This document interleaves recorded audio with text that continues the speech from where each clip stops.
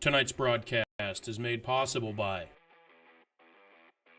Strack & Van Til, your favorite Indiana-made grocery store. Ironworkers Local 395, proud to be union. Four Seasons Mechanical, quality and comfort is our guarantee. Boilermakers Local 374, earn while you learn. IBEW Local 697, proud to support high school sports. Bricklayers Local 4, the best hands in the business. Economy Electric Heating and Cooling, keeping you cool in the summer and cozy in the winter. Blythe's Team Sports, where the athlete shops. And Hampton Inn, downtown Indianapolis. This is the Region Sports Network, the only game in town. Wind to speak of. It's a hot, humid day in St. John, but overall a good day to hang out and watch a ball game here. There is a spirited crowd on hands, lots of blue and red on either side supporting their teams. They are gearing up for a big game, the third meeting this season between Lake Central and Crown Point. The Indians took both regular season matchups, but you could throw that out the window because all that matters is what happens on the diamond tonight in the sectional championship game. As the Indians finish being introduced onto the field, we will get ready for the national anthem and we'll continue to preview this sectional championship game. So keep it locked in here as you're following softball night on the Region Sports Network, the only game in town. Lake Central is coached by Yvette Tovar, Mike Wilkins, and Selena Mitchko. Today's officials are Michelle Leperzier and Fred Shue. At this time, if everybody could please rise, and gentlemen, kindly remove your hats for the playing of the national anthem.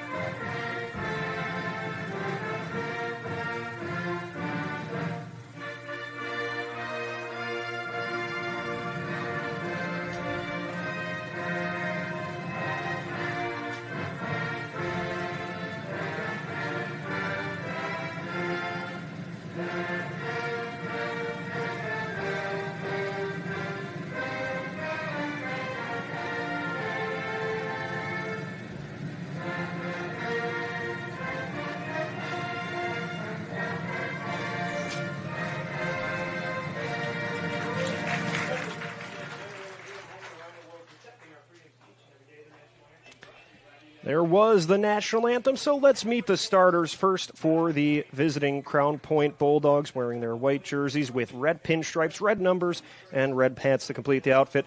Tonight's batting lineups are sponsored by Great Lakes Sports Hub, More Than a Dome, and this is the lineup from Angie Rijwalski of Crown Point. Leading off and patrolling center field will be Scarlett Tegman. Lulu Johnson bats second, plays short. Ashlyn Kita bats third, plays third. Evie Cuevas will be behind the plate. She bats cleanup. Elle Chision bats fifth, plays first. Anna Neal plays left, bats sixth. Eva Govert will be in the second base spot while batting seventh. Stella Dauphin is the DP. She bats eighth. And Ella Slavena is in right field, rounding out the 1 through 9. The Indians will send this lineup to the plate from head coach Yvette Tovar. Michaela Van Vossen leads off, plays second base. Maddie Wainwright bats second. She is behind the plate as the catcher. Lexi Iwema will be at shortstop. She bats third. Tegan Tripp will be the other left side infielder, playing third base, batting fourth. Maddie Such is the DP. She bats fifth. Sophia Beals bats in the sixth spot. She'll be playing first base. Emma Wilkins is in right field while batting seventh. Callie Ramirez bats eighth, plays left field, and Piper Urbanski completes the outfield crew. She will be patrolling center field while batting ninth. That is the Lake Central starting lineup. It's time to use their starting pitchers for tonight's game. That means we'll turn to the Enigenberg Exteriors Home Improvement Hurlers for today, presented by Enigenberg Exteriors. For the home team, the Lake Central Indians will send the freshman Colby Tressel to the circle. She has a record of 4-0 on the year, a 1.53 ERA, 13 appearances with 32 innings pitched. She has allowed just 24 hits with 8 runs against, 7 of those earned. She has walked 3 batters and struck out 34. As we will talk about Crown Point starter in the bottom of this inning, but that's your Enigenberg Exteriors Home Improvement Hurler for tonight's game. Your all-in-one roofing specialist. Visit ebergexteriors.com. So the freshman Tressel pitching in her biggest game of the season against a high-powered lineup from Crown Point. We'll see what she works with here. She has seen the Bulldogs once this year already. We'll talk about that later. As Tressel goes from the circle towards the plate, Tegman slaps it towards second base. Van Vossen is there and makes the nice play over to first base. 1 pitch, 1 out. That's how this ball game starts at 4:52. It was a ground out to second base. And now Lulu Johnston, the Bulldog shortstop, will step up. If you go back to April in the Instant Classic, 2-1 win for Lake Central in 11 innings over Crown Point, it was Colby Tressel who started that game. Her first pitch to Johnston is fouled high and away to the left field side of the ballpark. The count goes 0-1. But Tressel went 2 innings pitched in that game with 3 hits against, 1 run. It was earned, walked 1 batter, and struck out 1. Jada Lewis would follow her, pitching the 3rd through 7th inning. The 0-1 from Tressel to Johnson is up high for a ball. And then it was Maddie Such who pitched 4 innings in relief to earn the win for the Indians in that thriller back in April. Also, the highlight of that night was Maddie Wainwright's go-ahead home run in the top of the 11th. The 1-1 to Johnston is laced past a diving Van Vossen at second base and will roll into right field. Johnston is aboard. Van Vossen had to sprawl on an angle towards her left to get the glove towards it, and it just ramps over her glove into the outfield. That will be a single for Johnston. And now Ashlyn Kita will step up to bat with 1 out and a runner on base. 3rd meeting this season between these two Duneland rivals. Tressel works in the circle, winds up and fires. Just outside for a ball. The catcher Wainwright was trying to keep that glove near the corner, but the home plate umpire was firm with her call. The second game back on May 12th was a 9-0 win for Lake Central.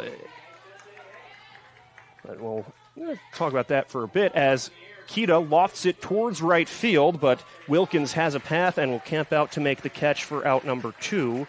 So 2 away, a runner on first base, and the batter will be Evie Cuevas. That May 12th game, not to say neither team threw out their best per se, but both teams threw maybe their 2 or 3 starters as they likely knew that the sectional championship will be the one for all the marbles, and it was a 9-0 win for Lake Central back in May. Now they meet for the 3rd time with everything on the line as Tressel fires a strike to Cuevas, the Bulldog catcher. We appreciate you joining us on whatever platform that may be. If you're looking for the video of this broadcast, you can find that on the IHSAA Champions Network. Tressel's 0-1, poked foul towards the Bulldog dugout on the first base side. If you're following on Facebook or YouTube, this will be an audio-only call, so we will try to be as descriptive as possible this evening with a radio-style call, but it is a 2-2 count from Tressel to Cuevas. There are 2 outs, a runner on first base, that's Johnston. So the right-handed pitcher, Tressel, winds, delivers, just outside for a ball. So the count 1-2, 1-2 the count to Cuevas. She bats .471 on the season. Works with a friend on base. Johnston had that infield single to reach, or not an infield single, but one that was nearly kept in the infield. The 1-2 is outside. Wainwright frames it and then throws down the first base line. It gets past Beals and rolls into right field, but Wilkins, the right fielder, was able to back up, gets to it on the line to prevent Johnston from advancing. She slid back safe, and then the throw went over the first baseman's reach into the outfield. So the count, 2 balls, 2 strikes. Tressel looks down to her catcher, Wainwright, delivers the pitch. Swing and a miss, strike 3. Cuevas waves over it. That will end the top of the first inning. A runner reaches, but she will not advance. We will head to the bottom of the first inning, where the Indians will get their first at-bats. That's coming up next. It's softball night on the Region Sports Network, the only game in town. Get Pulse technology on your team. Hit a home run with our managed print and copier services, IT and technology solutions, office furniture and design services, office supplies, scoreboards, and AV solutions.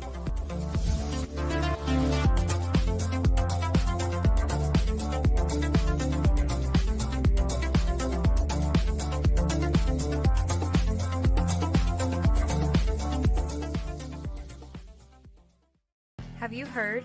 Stratton-Manteau was voted Best of the Region 2025 in several categories, including Best Caterer, Deli, Flower Shop, Food and Grocery Delivery, Fried Chicken, Place to Buy Produce, Place to Buy Seafood, Loyalty Program, and Grocery Store.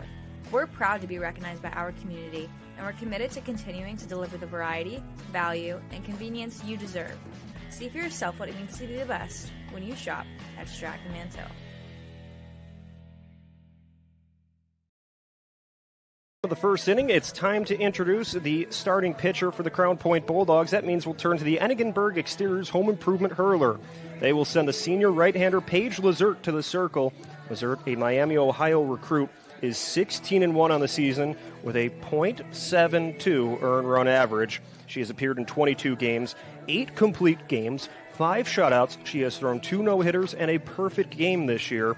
Quite the senior campaign she's been having, over 116 and a third innings pitched, 53 hits scattered throughout those. She has allowed just 20 runs, 12 of those were earned, walking 20 batters compared to 223 strikeouts.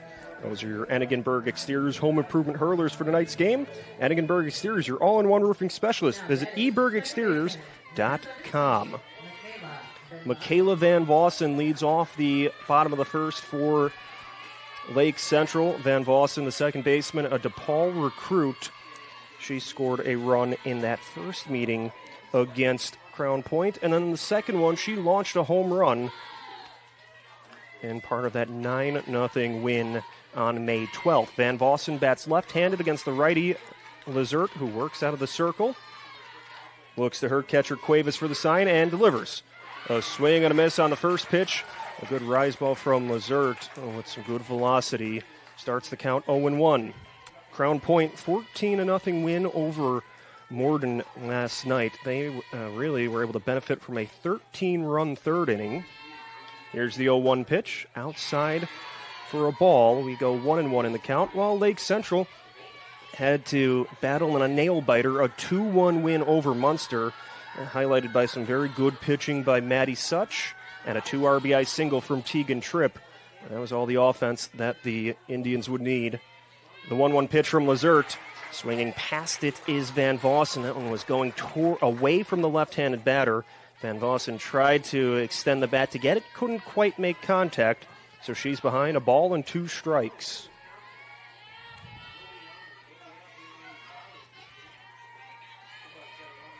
Lazert goes forward. Van Vossen elevates this one, but it is slicing foul on the right field side. Just drops by the flagpole, and then one hops its way to the baseball field, landing in front of the fence there. So a quick swing from Van Vossen, but sends it out of play. The count remains 1-2. We'll try the 1-2 pitch over again. Lazert goes to the plate. This time it's outside. A good eye from Van Vossen. She is the all-time leader in walks here at Lake Central. She actually accomplished that feat back in May against Hanover Central. With the count even at 2-2, the pitch from Lazert is high and away for a ball. The count 3-2. In that 2-1 win back in April, Van Vossen accomplished one of those wacky Diamond Sports feats where she actually reached base on a drop third strike and would later come around to score in the first inning. The 3-2 pitch from Lazert. Swing and a miss, strike 3. Van Vossen goes down swinging. Lazert picks up her first strikeout of the day.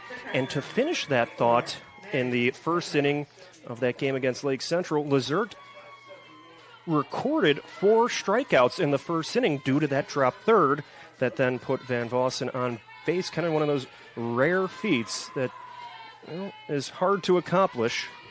Here's Maddie Wainwright, the Lake Central catcher, batting out of the 2 spot. She stays away from the first pitch. It was low at the ankles from Lazard. Starts the count 1-0. Wainwright had that heroic solo home run to give the Indians the win the first time they saw Crown Point this season. She has 11 homers on the season. The 1-0 pitch is inside, and it goes off the end of the bat.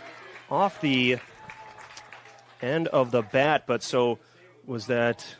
It'll be called a foul ball. We'll get things sorted out. I thought at first maybe it hit her, but instead it was near the hands. So it's a foul ball, called foul ball, but it went in play. It went off the end of the bat and towards the pitcher.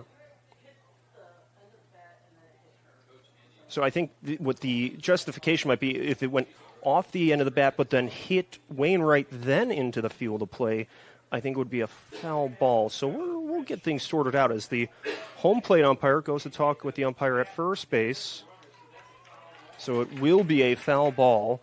The foul ball makes it a 1-1 count, so Wainwright stays alive here. Wainwright, an Indiana recruit, will look to try to help her team out. Wainwright with 11 home runs, 27 RBIs. Really helps bring that leadership role as a junior, both offensively and defensively, according to her coach, Yvette Tovar. Now the 1-1 pitch from Lazert. This one is low and away. Wainwright doesn't chase. Wainwright, one of several multi-year starters at the varsity level, especially working as the catcher, too. She's involved with all kinds of different roles in the game. The 2-1 pitch. Wainwright fouls it to the backstop, evens the count at 2-2. Just a little bit behind that pitch from Lazert. Sent it to the first base side and off the upper portion of the fence behind the plate. So the count even, 2 balls, 2 strikes, nobody on base. There's 1 out.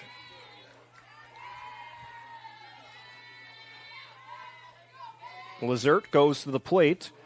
The pitch was low. It's a ball. Wainwright almost brought the bat forward, but you saw her come to a complete stop, halted her momentum. A good take has worked the count full at 3-2. Count 3-2 from Lazert to Wainwright. Now the payoff pitch. Wainwright slices it foul, just above the hands. Foul to the backstop. She will stay alive. So a lengthy at-bat between 2 of the top players in the area. We'll see who can ultimately win this battle in the bottom of the first inning.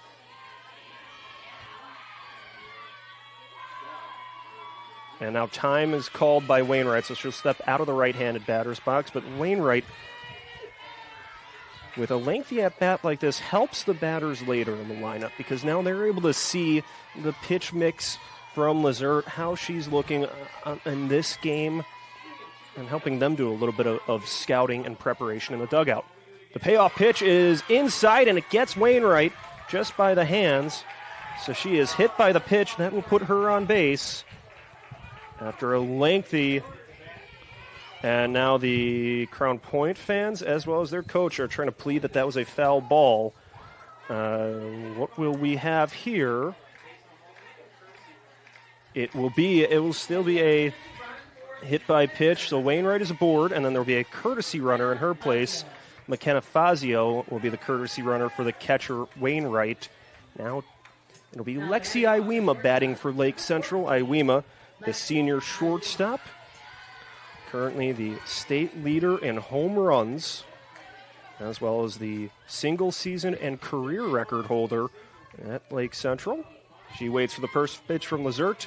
It is a fastball to the outer corner for a strike. So Fazio, the runner at first base, there's 1 out. Now the batter is Iwema. 17 home runs, 57 runs batted in this season for the left-handed batter. The next pitch is high for ball one. Iwema bats .524, .594 on base percentage.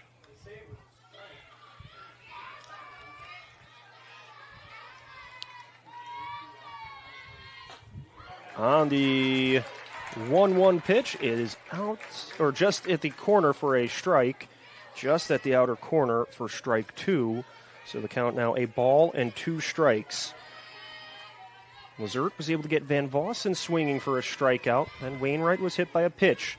The 1-2 was outside and then squeaks away from the catcher, giving Fazio a chance to hustle over to second base. She will move into scoring position.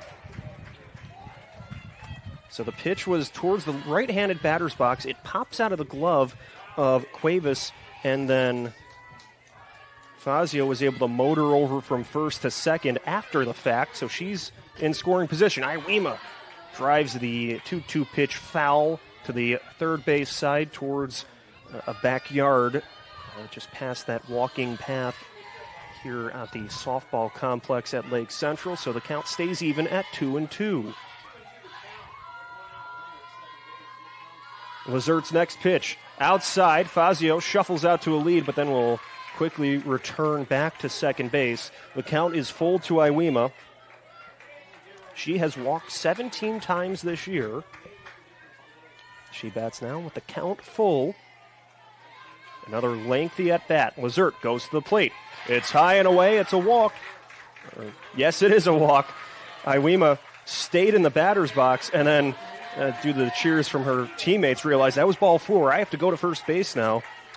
So she reaches a hit by pitch and a walk. Put 2 runners on for the Indians, and Tegan Tripp will bat. Tripp bats with 2 on and 1 away. Lazert's next pitch. Tripp sends it through the middle of the infield, into center field. Rounding third, going to the plate is Fazio. She crosses. Going to third base is Iwema. She is safe. It's an RBI single for Tegan Tripp, and LC strikes first.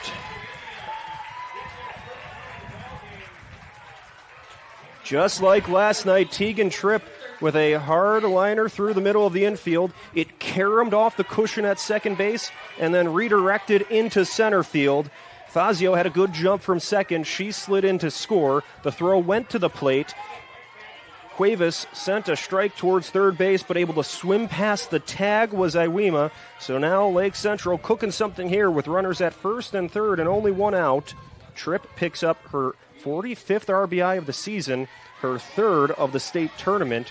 She had a 2 RBI single last night. Now Maddie Such takes a first pitch strike from Lazert. The count 0-1. Iwema's at third base. Tripp is over at first. And Such gets ready to work with the count 0-1. Such was the winning pitcher at the Circle last night. Now she works as the DP, a Kentucky recruit. The 0-1 pitch is low for a ball, evens the count at 1 apiece. But for Lake Central, you have to be pleased with what you've been able to do so far against a tough pitcher in Lazert. As the 1-1 is in the zone for a strike, makes it a 1-2 count. But you also have to keep it in the back of your mind with a high-powered offense like Crown Point. 1 run will not be enough to win this game. The 1-2 pitch. Inside we go 2-2, so you have to capitalize with runners at first and third here. Try to bring them home.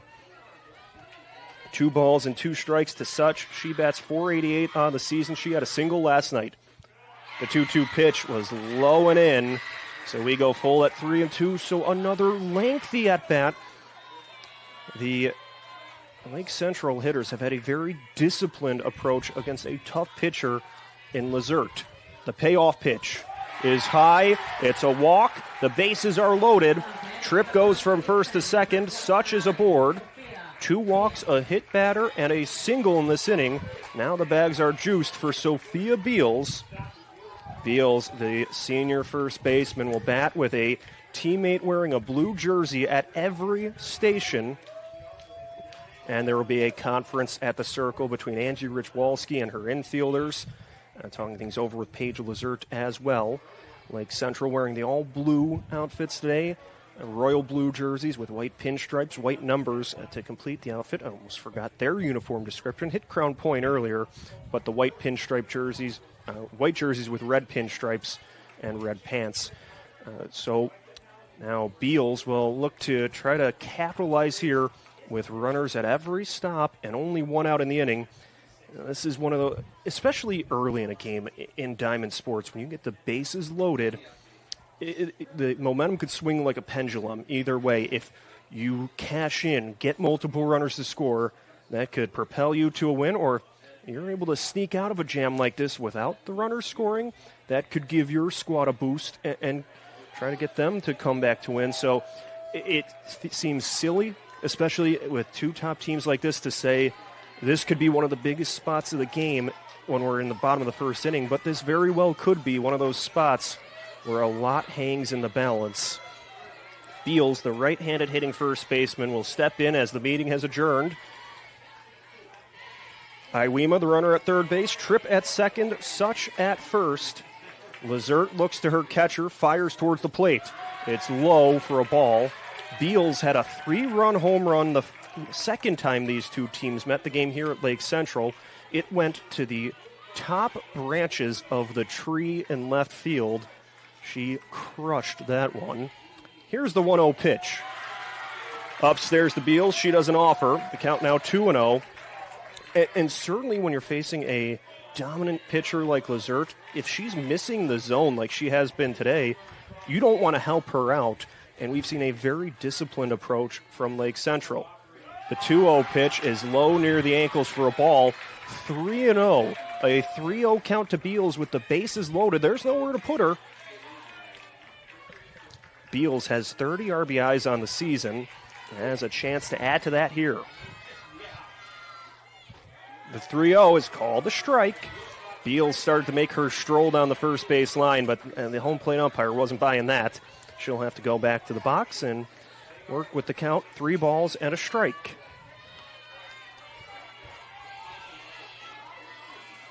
Lazert trying to battle back in the count. Goes to the plate. Beals rolls it towards third base. They will throw to home, where Cuevas will step on the plate to record an out. So a fielder's choice. The bases stay loaded, but a heads-up play by Govert by Kita to throw to the plate to Cuevas. So that retires Iwema.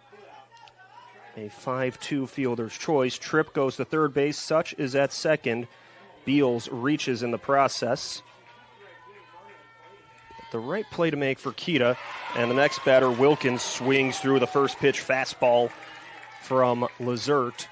Emma Wilkins trying to capitalize on this opportunity, get something to the outfield that could score a run or two. Wilkins has it curled towards right field and out of the concourse, so she's behind 0-2 after the foul ball, but Lazert locking in here, worked the ground out to get the out at the plate. Now has a chance with a strike here to escape the bases loaded jam. The 0-2 just outside, was looking for that far corner, but Wilkins didn't budge. It'll be a ball. The count goes 1-2.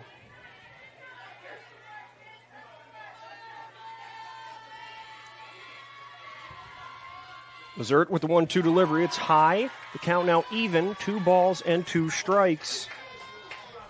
Wilkins, 22 hits on the season, 23 RBIs, bats .324. A St. Ambrose recruit. Here's the 2-2 pitch. She lofts it towards center field, but it will hang up there. Tegman angles in and makes the catch. That will end the first inning. Lake Central gets a run, but they will leave the maximum on the base paths.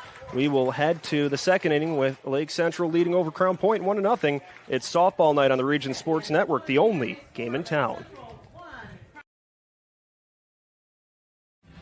Thinking about what to do after high school? Consider a career with Boilermakers Local 374. As a Boilermaker apprentice, you'll earn while you learn. We offer excellent wages and benefits, and as part of our no-cost hands-on apprenticeship program, you'll learn from the best in state-of-the-art training centers and on the job. Become a union Boilermaker and get on your way to a great career. Find out more, visit www.local374.org or call 219-845-1000. Four Seasons Mechanical proudly serves Northwest Indiana, providing quality, reasonably priced, reliable service. With a quality and comfort guarantee, the professionals at Four Seasons Mechanical offer a wide range of services in heating, ventilation, and air conditioning. Whether it's residential or commercial, Four Seasons Mechanical is there 24/7. To find out more, the website is fourseasonsmechanical.com or give them a call at 219-756-7020. Four Seasons Mechanical, your indoor air quality specialist. Need a winning formula? We have one. Region Sports is powered by Pulse Technology, the official toner provider of the Region Sports Network, the only game in town. El Chision leads off the top of the second inning for Crown Point as they'll look to work their way back, trailing by 1 run. Tressel goes to the plate. Chision off the end of the bat floats it foul to the third base side where it will go out of play. So the count 0-1. But for Crown Point, able to work your way out of trouble where the bases were loaded with just one out. You get the force out at the plate and then a fly out to shallow center field. You have to have a feeling now that it could have been a lot worse with just one run in to score that inning. There's still plenty of time for the Bulldogs to work their way back here as Chision fouls it towards the Lake Central dugout on the left side of the infield. So the count 0-2. After back-to-back foul balls, we'll see if Chision can straighten one out and put it in play.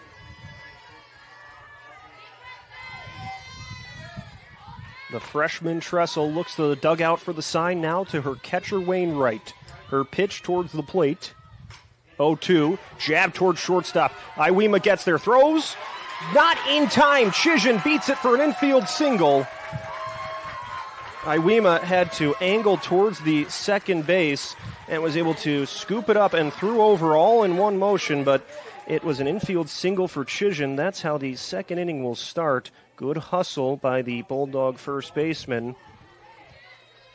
So we'll see if she could use that speed now on the base paths with Anna Neal batting. The pitch from Tressel. Neal shows bunt, pokes it towards the first base dugout of Crown Point. So that'll be a foul ball to start the count 0-1. Chision is aboard at first for Neal. She has 26 ribbies on the campaign. She bats right-handed against the right-handed pitcher Tressel. The next pitch, 0-1. The bunt, it's in the air. The catch is made by Beals. The throw to first. They're going to turn two. Beals makes the catch on a bunt that went in the air, threw down to Van Vossen at second base. It's a 3-4 line-out double play. Well done by Sophia Beals. Just like that, there are 2 outs, nobody on base. And Van Vossen was able to recover and go towards first base to erase Chision, who was hustling towards second. A tremendous defensive play by Sophia Beals. Takes away a base runner. There are 2 outs in the inning, and now Eva Govert will bat. Trying to help start a rally now for Crown Point with the bases empty. The count 1-0 to Govert. The next pitch from Tressel is outside. Wainwright reels it in. But a defensive play like that is something that when you look back on a postseason run, those are the plays that stand out for coaches and players that could make the difference. Here's the 2-0. Just low.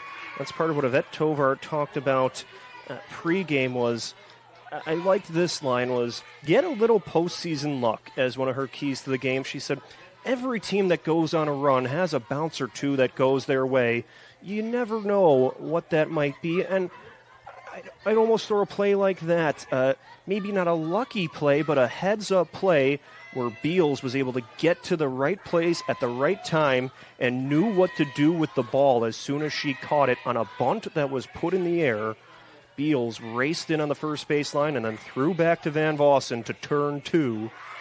But the 3-0 pitch to Govert is low for ball 4, so the Bulldogs aren't done yet. Stella Dauphin will bat with a runner at first and 2 away. That was another one of Yvette Tovar's keys, was clean defense to make the plays behind the pitcher, and that's what Beals was able to do. With a freshman in the circle, you know, she has to appreciate some help from her senior first baseman, as well as Van Vossen, another senior infielder covering the base, ranging over from second. And that's the type of play that an underclassman, it helps to know you have reliable seniors behind you that could make those plays. The count is 1-0 to Dauphin, working as the DP today. Tressel winds and fires. Dauphin drills it towards the gap in right center. It will skip its way towards the wall. Rounding third, going towards home is Govert. She slides in, and the Bulldogs are on the board. An RBI double from Stella Dauphin knots this one up at 1.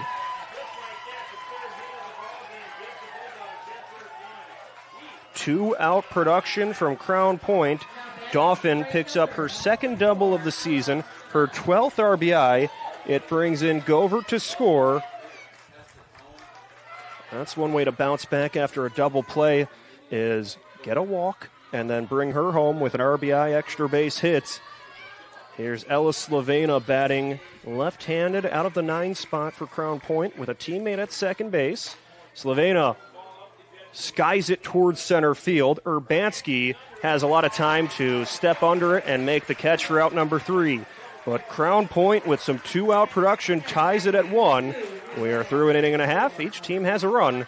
You're watching Softball Night on the Region Sports Network, the only game in town.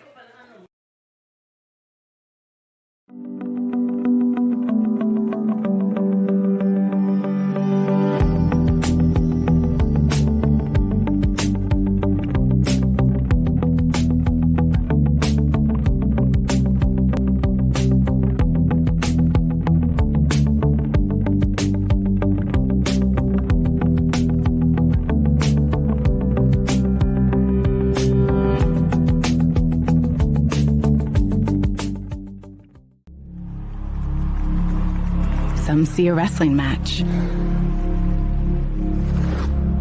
We see a 6-minute lesson in grit.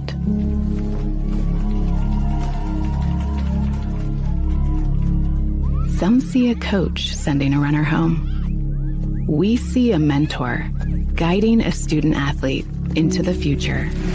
Proud to keep education in front of athletics since 1903. Ordering groceries has never been easier with online shopping at Strack & Van Til. Save time and money at in-store sale prices, pickup or delivery, online coupons, reward points, and more. Shop strackandvantil.com. Lizert sends in a strike to start the bottom of the second inning. Callie Ramirez, the batter for Lake Central. Ramirez hit her first varsity home run against Crown Point back in May. She stays away from the next pitch. It was high for a ball to even the count up at 1-1. Ramirez playing left field today. The Indians now will need some offense after Lake Central gave up a run in the top of this inning. And you think back to the first inning where LC had the bases loaded, was only able to score 1 run in that inning. Crown Point immediately responds by putting a run up on the board to follow. The 2-1 pitch to Ramirez is inside for a ball. So the count 3-1 to the right-handed batter. Ramirez bats .290 on the year. She's often used as the flex player, so drawing into the lineup today in the biggest game of the season, trying to make something happen here. The 3-1 is just in the zone for a strike, so we'll go full at 3-2. It's been a recurring theme, though, against Lizert. The Indians have worked some lengthy at-bats. This is the 4th at-bat to go to a full count against Lizert. Now the payoff pitch. Ramirez taps it back to the screen, foul. We've seen sometimes some teams where they chase a lot of pitches against Lizert or can't make contact, but we've seen a patient look at the plate from Lake Central so far. This is their second time seeing Lizert this season. Ramirez swings over the 3-2 pitch for a strike. The second strikeout of the ball game for Lizert. And now Piper Urbanski will bat the 9th spot in the lineup up for Lake Central. Urbanski, the left-handed hitting center fielder. She was able to reach base a couple of times last night. An infield single and a walk. She would score a run. The first pitch is low and away. Crown Point will bring the corner infielders in, anticipating a bunt from Urbanski. But Urbanski, maybe not your typical 9-hitter in a lineup, as she reaches base a ton and can help set the table for the top of the order. The 1-0 is outside, makes it a 2-0 count. Urbanski with a .426 average, .568 on-base percentage, 26 hits. She has scored 27 runs. 20 walks as well for Urbanski. The 2-0 just misses the outer corner for a ball. That's now a 3-0 count, so Urbanski with a chance to potentially walk here. Lizert looking to avoid that after a strikeout to Ramirez started the inning. The 3-0 finds the zone. Good fastball from Lizert. Makes it a 3-1 count. A little bit of a breeze starting to pick up going across the infield. There's not much wind at the start of this game, but now it's starting to make itself felt. The 3-1 is a strike. Will go full at 3-2, so another full count. Lizert and Urbanski battling here.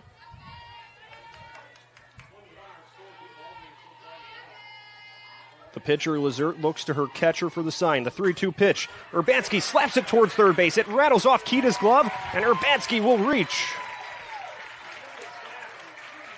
So it's a single for Urbanski. Kita tried to reach over. It goes off her glove.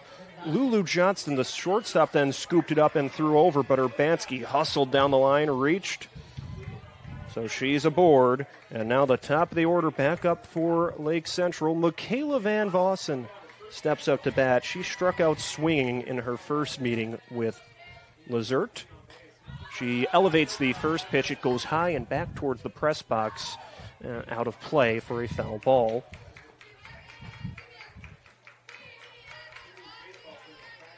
So we'll see with one out in the inning how aggressive Lake Central is with Urbanski aboard at first base.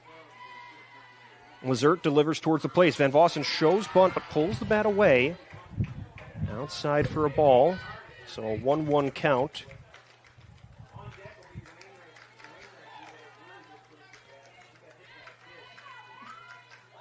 Second meeting of the game between Van Vossen and Lizert. The next pitch is high.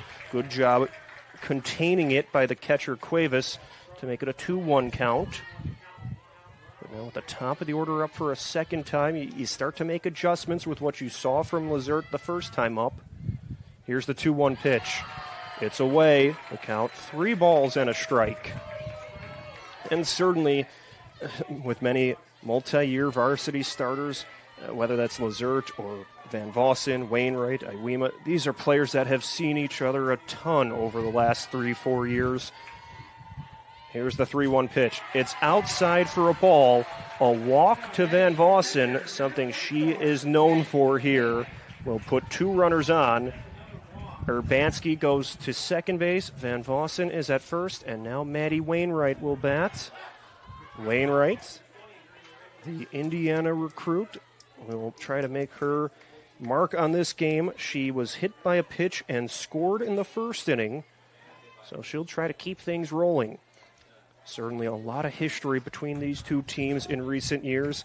It was Crown Point getting the last laugh last season after Lake Central won both regular season matchups en route to a Duneland Conference championship, but then Crown Point would get a 4-2 win in the sectional championship game as they would eventually win the 4A state title. So Lake Central looking for revenge here. Wainwright rolls it towards second base, tossed over by Govert. And so they will get the out. Van Vossen out at second, but Wainwright is safe at first, so they can't turn 2. Urbanski cruises over to third base in the process. So Govert tosses it over to Johnston for the fielder's choice there. Fazio will pinch run for Wainwright. So Fazio's at first. Urbanski is at third. And now the batter, Lexi Iwema. Iwema bats left-handed against Wainwright. She drives one towards left field, carrying Neal, the left fielder, shuffles over and makes the catch at the track to end the top of the second inning. Lazert pitches her way out of trouble, leaves runners stranded as we will head to the bottom of the top of the third inning with the score even at 1. It's softball night on the Region Sports Network, the only game in town. Earn while you learn from the best hands in the business. The Bricklayers Allied Craft Workers for Indiana, Kentucky Apprenticeship. That's right, this is a paid apprenticeship. I'm getting an education while learning a trade and getting paid for it.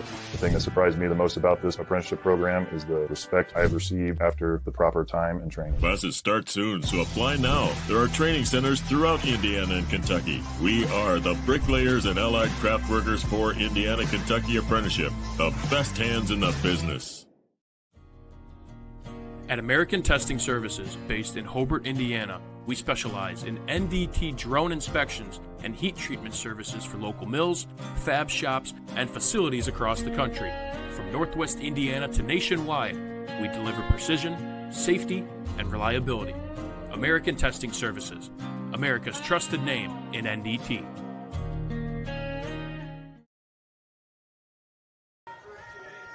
Mayor Pete Land and the Crown Point Pace Department are proud to support Crown Point Athletics and say Go Bulldogs. Crown Point remains dedicated to preserving history, celebrating everyday life, providing the best in city services, and encouraging smart growth. We have a new pitcher in for Lake Central. I will get you her stats in a moment. That means we will turn to the Enigenberg Exteriors Home Improvement Hurlers for today's game. That will be, it looks like it is Addie Michelanis, another freshman in to pitch for Lake Central. So Michelanis, the freshman right-hander. Here are her numbers as soon as I pull them up. Michelanis, 1 appearance on the season. She went 4 innings pitched with 2 hits against, 3 walks, and 1 strikeout. So Michelanis will pitch here. Enigenberg Exteriors, a premier provider of roofing and siding services with over 40 years of experience. Check them out on the web at ebergexteriors.com. So it was one of those days where we figured it might be all hands on deck for Lake Central, and now Michelanis draws in to pick up where Tressel left off. I will relay Tressel's stats in a bit. As Michelanis winds and fires, the first pitch is just inside for a ball. The batter now for Crown Point, it's the top of the order, Tegman. So that might have been part of the plan. We saw that the first meeting where Tressel went one time through the lineup, then Lewis took over as the next pitch from Michelanis is high for a ball, and then Jada Lewis took over. She would then be followed by Maddie Such. So everybody could be used today with the season on the line.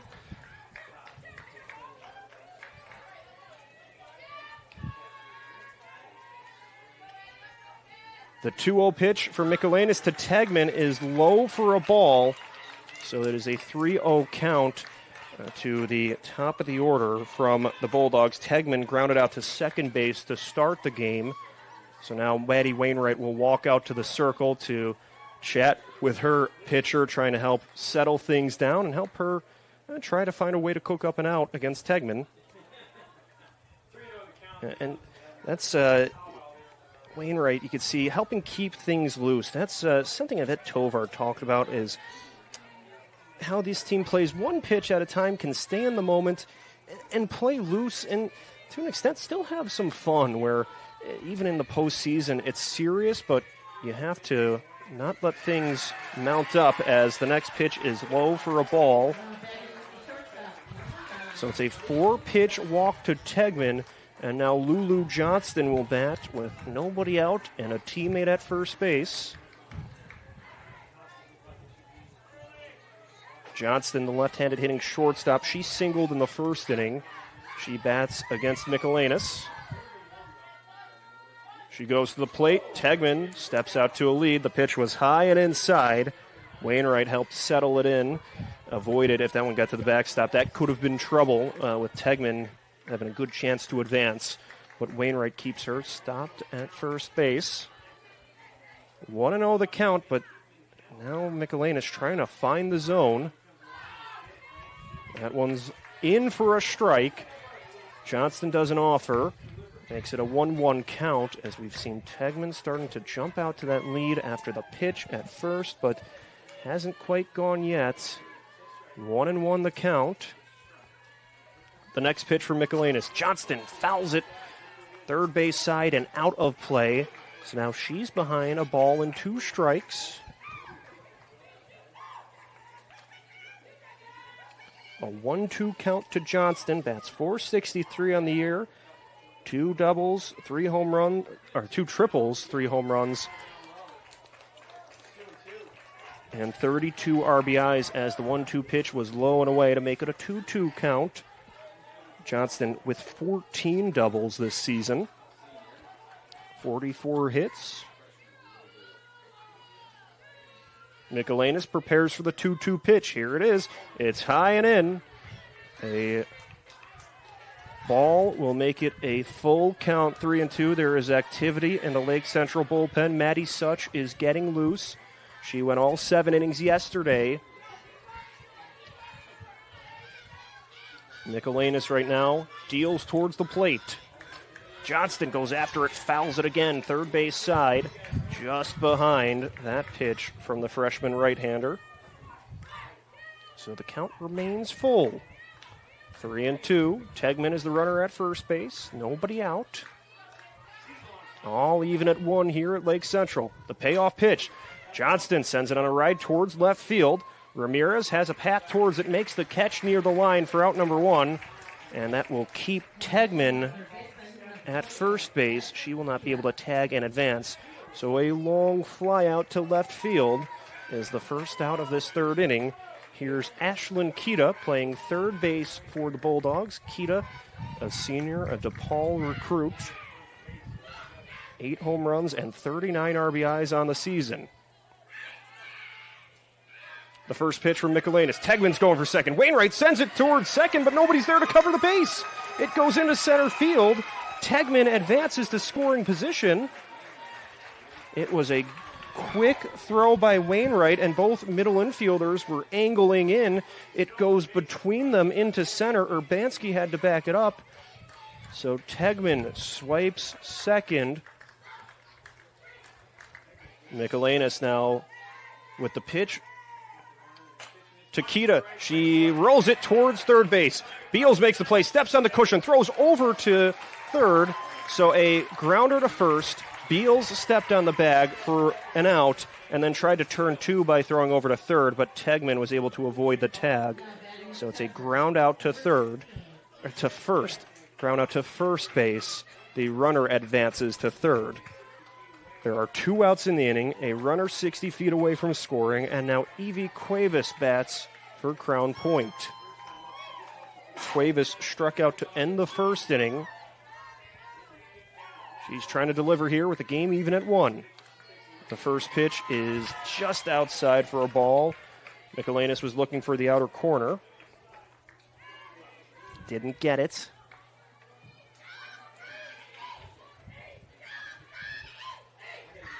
Now the freshman brings the 1-0 pitch to the plate. Cuevas skips it towards shortstop. Iweema's there. She throws to first.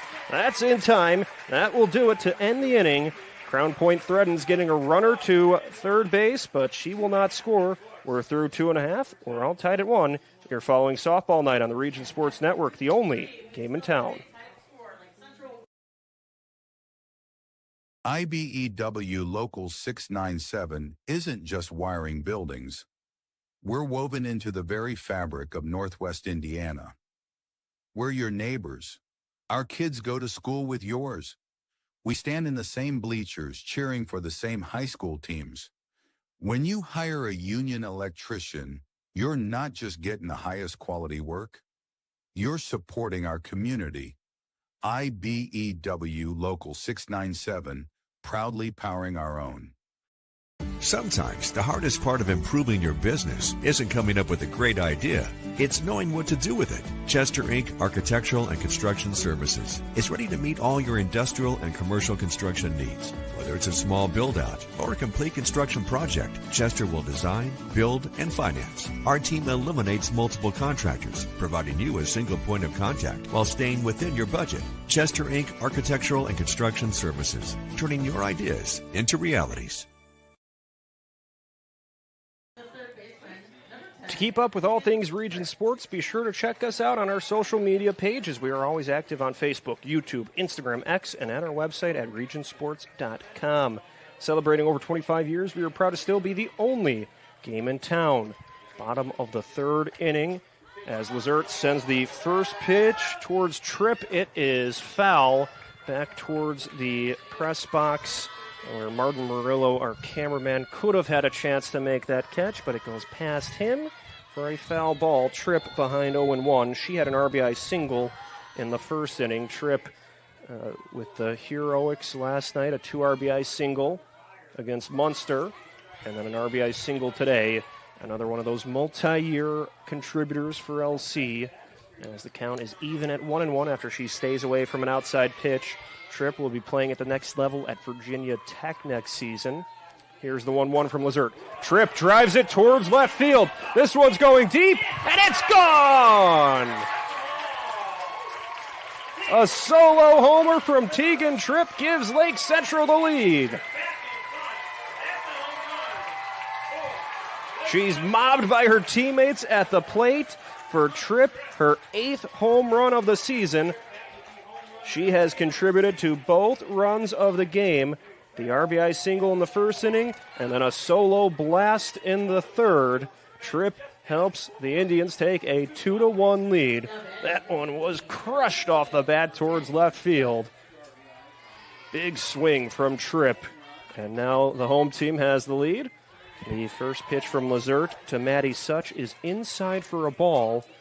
Talk about Tripp making the big play at the right time. She's a player who's been in these spots before and delivers. Lizert sends one low and inside to Such. The count now 2-0. But these are two teams that have seen a lot of each other the last 4 years. The 2-0. Such floats it towards Johnson at shortstop. She will make the catch. Such got that just above the hands and tried to muscle it towards left field, but it ran out of steam, where Johnston was then able to make the catch. Sophia Beals bats now with one out, nobody on base, a run in the bank. Beals had that fielder's choice to third base with the bases full in her previous at-bat against Lizert. She takes this one in the air, but just in front of the plate, where Lizert, the pitcher, will make the catch. A shallow fly out to the pitcher. So just like that, there are 2 away. And for the Bulldogs, for a pitcher like Lizert, she has really settled in after that home run. Even the best pitchers give up the long ball from time to time, so Lizert knows to just shake it off and attack the next 2 batters, inducing 2 soft flyouts to shake things off after the homer to Tripp. So that just shows the poise of Paige Lizert here, not letting a home run unravel her outing. That's the 8th home run she's allowed this season. The next pitch to Wilkins gets the corner for a strike. The count is 0-2.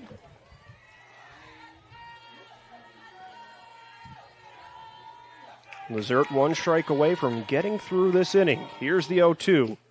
Outside, makes it a 1-2 count.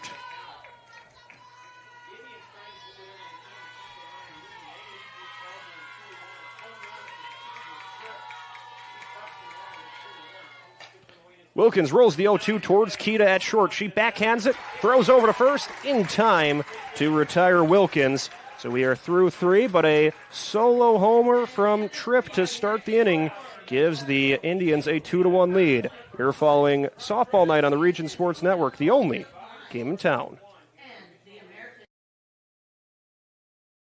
With electrical services from Economy Electric Heating and Cooling, you can radiate the perfect amount of light and energy into your home. From rewiring and code upgrades to ceiling fans, lighting, security, and more, Economy Electric Heating and Cooling's trained electricians will make sure you can enjoy your home on full power all the time. For a free estimate on electrical work, call Economy Electric Heating and Cooling at 219-923-4441, and you can visit them on the web at 4ajobdoneright.com. That's the number 4ajobdoneright.com. You ready? Let's go! Yeah.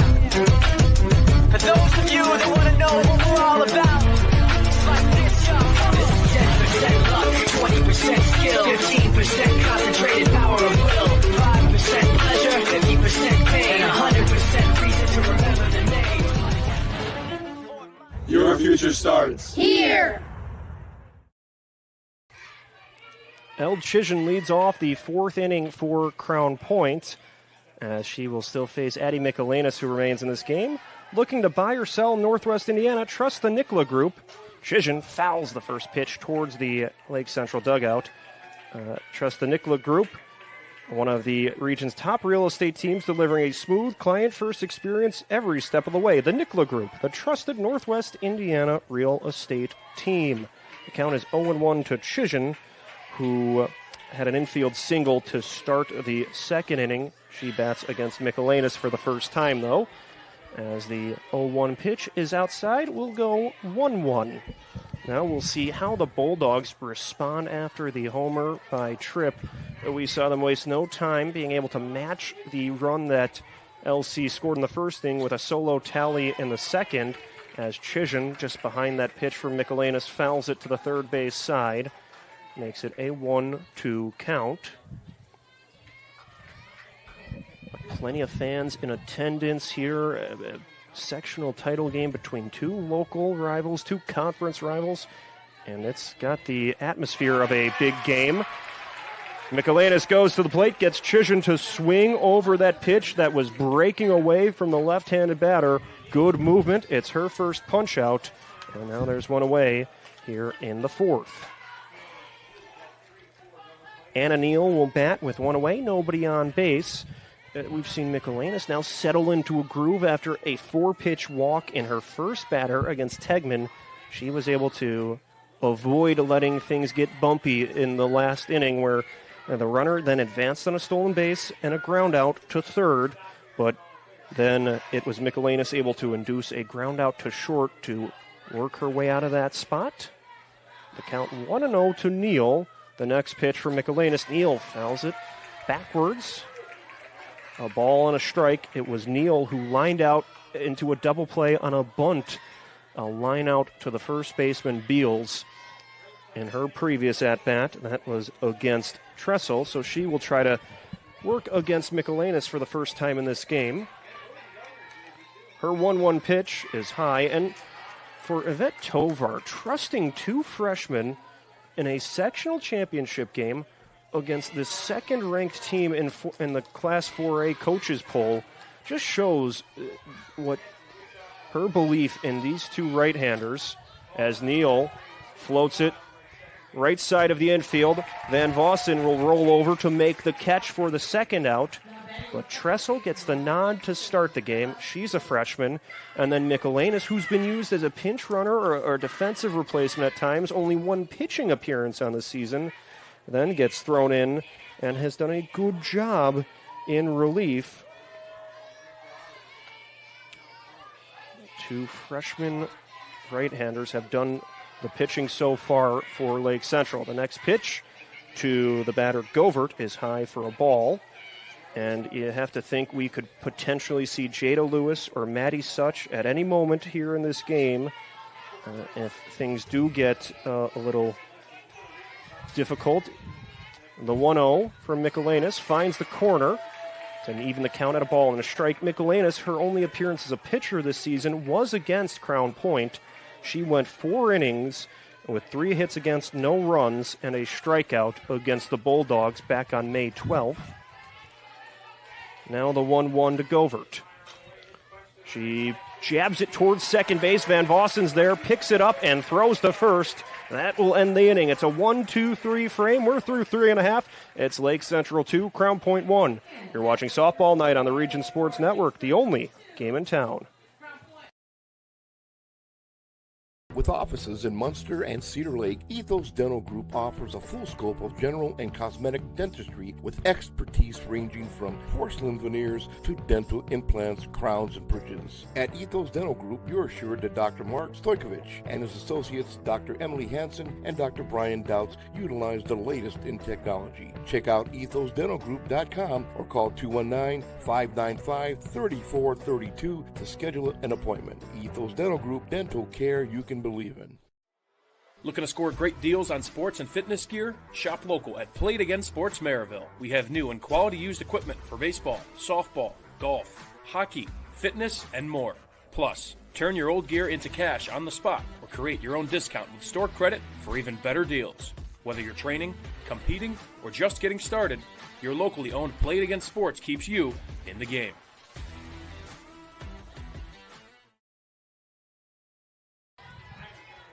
Callie Ramirez leads off the last of the fourth for Lake Central. The first pitch from Lazert is high for a ball. At the conclusion of tonight's game, we'll name the Crowell Companies Lantern Man Superhero of the Games. Crowell Companies proud to recognize the superheroes on the diamond. The 1-0 to Ramirez is high and away for a ball. We go 2-0. Lake Central leading here in the bottom of the fourth inning, 2-1. The 2-0 pitch to Ramirez. She swings over it for a strike. It was an RBI single by Tegan Tripp in the first inning to bring in Fazio to score, and then it was a solo home run by Tripp in the third inning to help them take the lead. The 2-1 pitch to Ramirez is high for a ball. The count now favors the hitter. 3 balls to a strike. Urbanski is on deck. Then it's the top of the order. Van Vossen to follow her. The 3-1 pitch at the corner for a strike. Will go full, 3-2. As we get now at the midway point of this game, you start to feel the intensity in every pitch. The 3-2. Ramirez fouls it at the catcher, so she stays alive. Cuevas took that one off the mask, and then it rattled to the backstop. So the home plate umpire will give her some time to regroup as she dusts off the plate and will return to her station now. 3-2 the count. Lazert, the pitcher, against Ramirez, the batter. The payoff pitch is high for a ball. Ramirez walks to start the inning. Piper Urbanski will now bat with a teammate in a blue jersey at first base and nobody out. Urbanski singled in the second inning. Made it as far as third base, but was left stranded. There will be a pinch runner. It'll be a pinch runner as soon as I can get a look at the jersey number on that one. That will be Kenzie Johnson. Kenzie Johnson in to run for Ramirez. The next pitch to Urbanski. She shows bunt, angles it towards third base, but it rolls out of play, out of the baseline. So Urbanski batting. She will look to try to capitalize here. 5 runners have been left on base for Lake Central so far. They're looking to avoid having that be something that hurts them. As Urbanski slaps this one towards left field, but making the play to camp out under it is Neal for a flyout. So that's the first out of the inning. That could have been something that could have given Johnson a chance to advance, but a good play by Neal to make the catch. If that one dropped, it could have been trouble. But here's the top of the order. Michaela Van Vossen up for her third at bat against Lazert. She takes the first pitch foul, high, and out of the concourse on the third base side towards the neighbor's backyard. So the count 0-1. You see Jada Lewis was getting loose in the Lake Central bullpen, the sophomore right-hander. Here's the 0-1 to Van Vossen. It's outside for a ball. The count now 1-1. Johnson, the runner at first base, running in place of Ramirez, who walked. Van Vossen, the second baseman, bats with the count even at 1-1. She elevates this one towards left field. Neal has to move in to get the catch near the foul line for the second out. So 2 flyouts to Neal in left field have kept her busy in this half inning. Maddie Wainwright will try to keep things alive for Lake Central with 2 outs and a runner on first. Wainwright has reached twice today. She was hit by a pitch and reached on a fielder's choice. She'll look to try to make it a third trip on base here. Wainwright drills it towards left field, but it will hook foul. She had an aggressive swing there, but was a little bit early. Hooked it foul towards the Lake Central bullpen. Wainwright had the biggest swing of the night on April 20th to give the Indians the win with her solo homer in the 11th inning. She bats now with 2 down and a runner at first base in the 4th. The 0-1 pitch is low in the dirt for a ball. Makes it a 1-1 count. Wainwright bats out of the 2 spot in nearly every game. Has been one of those players that really helps drive things for Lake Central. With the 1-1 count, Lazert goes to the plate. Wainwright skies it towards center field. Tegman's going back, but this one just stays in. It goes to the wall. Hustling to the plate is Johnson. She cruises in to score, and Wainwright ends up at third base on the throw. The Indians add another. It's a 3-1 lead thanks to a big swing from Maddie Wainwright.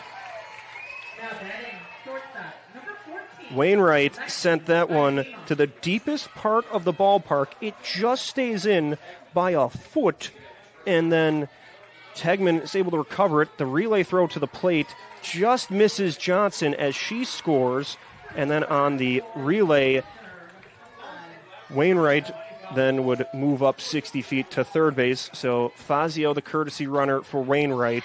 That was a big run for the Indians to get. They now lead 3-1 with Lexi Iwema batting, but a 2-out RBI double from Maddie Wainwright.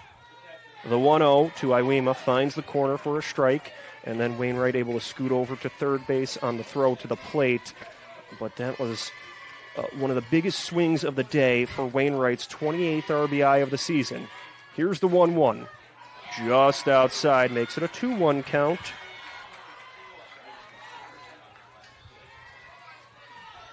So Iwema ahead, 2 balls and a strike. She walked in the first inning, flew out in the second. This time she gets it near the hands. It's curling towards the Lake Central bullpen, and a long foul ball out of play by the left-handed hitter Iwema to even the count at 2-2. But that swing from Wainwright, she crushed it to center. If the wind was maybe blowing out, that could have been pushed out, but instead it was a long double as Iwema fouls the 2-2 pitch to the upper level of the backstop to stay alive. So 2s across the board here. 2 balls, 2 strikes, 2 outs. It's a 2-run lead for the Indians. 3-1 here in the last of the 4th inning. Lazert's pitch taken towards left field, but the catch is made by Neal. She's able to make the catch at the shoulder for out number 3. But the Indians add another run on an RBI double from Wainwright. We're through 4. It's Lake Central leading 2-1 on Softball Night on the Region Sports Network, the only game in town.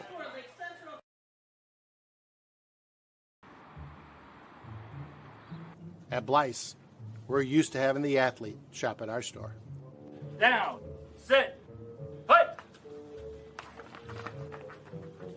But sometimes they get carried away.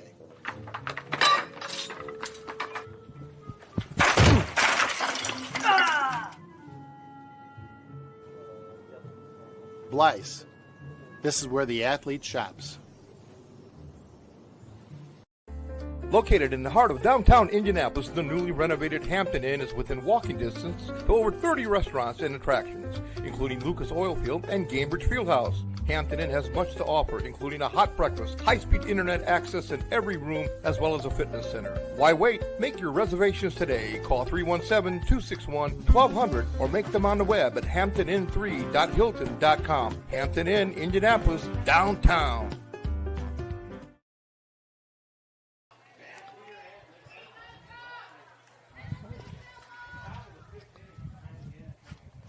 Addie Michelinas stays in to pitch as we will begin the fifth inning. At the conclusion of tonight's game, we'll name the Boilermakers Local 374 Blue Collar Player of the Game, brought to you by Boilermakers Local 374. Earn while you learn with Boilermakers Local 374. So Michelinas powers in a strike to the DP, Stella Dauphin, to start the count 0-1. Michelinas pitching now. Or still pitching, as she's thrown two very good innings and will look to keep things rolling. She winds and fires the 0-1. Just misses the outer corner for a ball. Count 1-1. So the Indians lead 3-1 as we begin the fifth inning. This is where things really start to ramp up the later portions of the game. The 1-1 pitch from Michelinas. At the corner for a strike. The outer corner to Dauphin, who had an RBI double to produce the only run of the game so far for Crown Point. We'll look to see if she could match it. That was a good swing from Dauphin back in the second inning. Here's the 1-2. Dauphin taps it towards the circle. Michelinas collects it, throws down the line, and that will beat her. A ground out to the pitcher. She had to cover a lot of ground to get there and beats her by a step. Nicely done by Michelinas. So Ella Slovena will bat here for the Bulldogs with one out. Nobody on base. They're chasing two. The 9 spot up for Crown Point, hoping to make some noise here. Slovena flew out to center in her first at-bat. She goes with a big swing on that off-speed delivery from Michelinas, but can't connect. She could not connect, and it will be a strike after the ground out to the pitcher by Dauphin. Now Michelinas goes forward. But that one was low and away. Wainwright scoops it up for a ball. The count 1-1. Slovena, the left-handed batter, works against the right-handed pitcher, Michelinas. She flares this one towards left field. Foul territory, but it's in. It's fair. The catch unable to be made by Ramirez. It rattles into foul territory. And Slovena ends up at second base in the process with a double. That was a tricky play for Ramirez to get to near the foul line in left field. She extended the glove, and she basically knocked it down, couldn't quite make the catch. So it's a double for Slovena. She's on base, and now the top of the order is up with one out and a runner in scoring position. Here's the Providence recruit, Scarlett Tegman.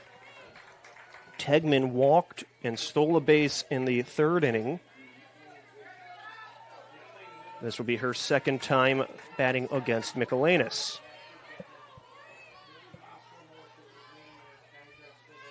The freshman right-hander Michelinas goes forward. Tegman shows bunt, and the pitch was just outside. She pulls away. The runner does not advance. As Slovena started to jump out to a lead, Wainwright did a good job reeling it in and then looked the runner back to the base.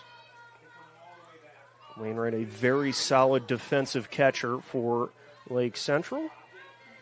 Here's Michelinas' 1-0. Tegman shows bunt again, jabs it, foul. Foul to the backstop will even things at one apiece. As we are in the top of the fifth inning here, Lake Central leads 3-1 against Crown Point, a matchup that we have seen a few times in the postseason in recent years. These two teams met in the sectional title last year. It was the Bulldogs who would get the win. Tegman swings it foul towards the Lake Central dugout. The Bulldogs, the defending 4A champs. In the 4A coaches poll, Lake Central ranked number 1, Crown Point right behind them at number 2. Count 1-2. Lake Central has swept the season series the last couple years. And Tegman knocks it foul again, but Crown Point getting the win in the sectional round last year. And then these teams met in 2023 in the regional championship. Lake Central would get the win 6-1 in that one. You'd have to go back to 2022 as well when these two teams also met. It would be the Bulldogs that got the win in the regional title that year. Here's the 1-2 from Michelanis to Tegman. She again fouls it just behind, cues it foul to the third base side. So the count remains a ball and 2 strikes, with Slavena, the runner, over at second base.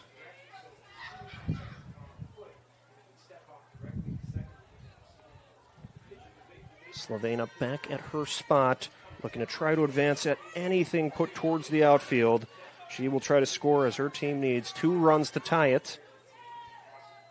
Michelanis' next pitch. Tegman floats it in the air, foul, but playable on the left field side. Ramirez makes the catch and then runs into the fence for out number 2. Good job by Ramirez to make the catch and then brace for impact, being able to hang on for the second out, keeping Slavena at second base. Lulu Johnston will bat with a runner on and 2 away. Johnston singled in the first inning.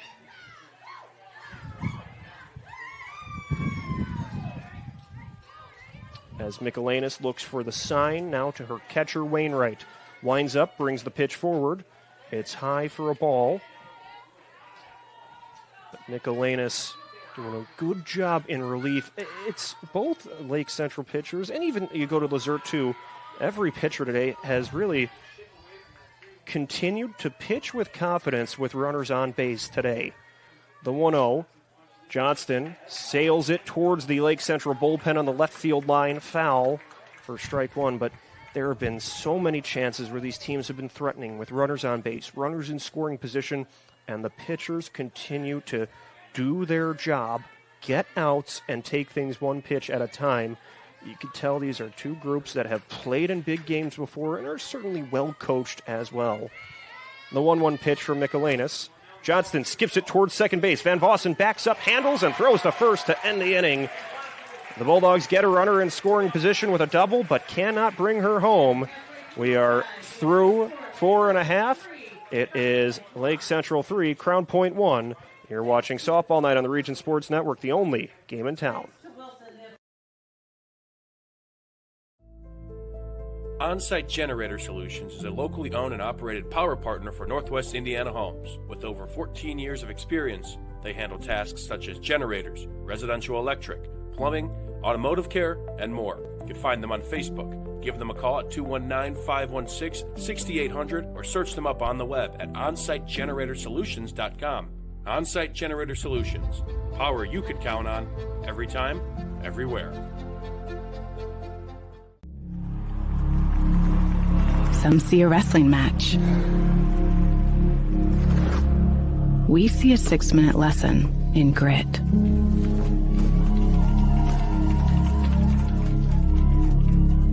Some see a coach sending a runner home. We see a mentor guiding a student athlete into the future. Proud to keep education in front of athletics since 1903.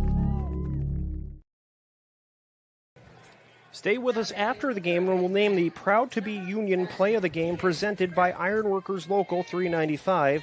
To find out how you can become a union ironworker, visit ironworkers395.com. Tegan Tripp leads off the inning for the Indians, and what a day she has had as she fouls away the first pitch from Lizert. An RBI single in the first inning, and then a solo homer in the third. She has helped contribute 2 of the 3 runs for LC as they lead 3-1 here in the bottom of the 5th inning. Lizert deals towards the plate. The pitch is outside, and for Lizert, you can tell after each time the Indians seem to get some momentum, she just locks right in. After that home run from Tripp, she executed 2 flyouts and a ground out. One of the top pitchers in the state. Her 1-1 pitch is a fastball for a strike. She's recorded over 500 strikeouts in her career. Picking that accolade up a couple weeks ago, she threw a perfect game against Michigan City and has 2 no-hitters on the year. The 1-2 pitch. Skip towards third base. Kita collects and throws over to first base to retire Tripp for out number 1. Kita with a good play at third base to handle that. So Maddie Such will bat. Such was the winning pitcher last night, throwing 7 solid innings against Munster. 7 innings, 1 run against, 3 hits, and 10 strikeouts. She sends the first pitch foul towards the Crown Point dugout where a fan raced in to make the catch. He was trying to catch it maybe with his chest a little more than his hands. Couldn't quite collect it, and it just falls down. That's when you see it on the football field sometimes when a receiver tries to trap it, but couldn't do it. Such now takes the 0-1 pitch towards shortstop. Johnston circles, throws on the run in time to beat Such for the ground out. A good play by Lulu Johnson on a slow-rolling ground ball. Johnston circled to get behind it, picked it up with her bare hand, and threw on the jump. No wasted movement there to Chision at first base to retire Such. So back-to-back groundouts have made it a two-out look here for Sophia Beals. Nobody on base. And Lazert fires in a strike to start the count 0-1. Beals reached base on a fielder's choice in the first inning and then flew out a short fly out to the pitcher in the third inning. The 0-1. Beals rolls it to third base. Kita bare hands and throws the first in time. 3 ground outs make it a 1-2-3 inning. We are through 5. Lake Central leads 3-1 on softball night on the Region Sports Network, the only game in town. Get Pulse technology on your team. Hit a home run with our managed print and copier services, IT and technology solutions, office furniture and design services, office supplies, scoreboards, and AV solutions.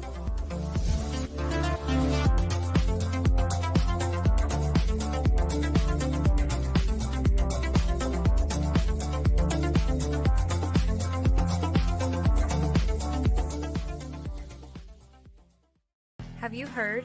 Stratton-Manteau was voted Best of the Region 2025 in several categories, including Best Caterer, Deli, Flower Shop, Food and Grocery Delivery, Fried Chicken, Place to Buy Produce, Place to Buy Seafood, Loyalty Program, and Grocery Store. We're proud to be recognized by our community, and we're committed to continuing to deliver the variety, value, and convenience you deserve. See for yourself what it means to be the best when you shop at Stratton-Manteau.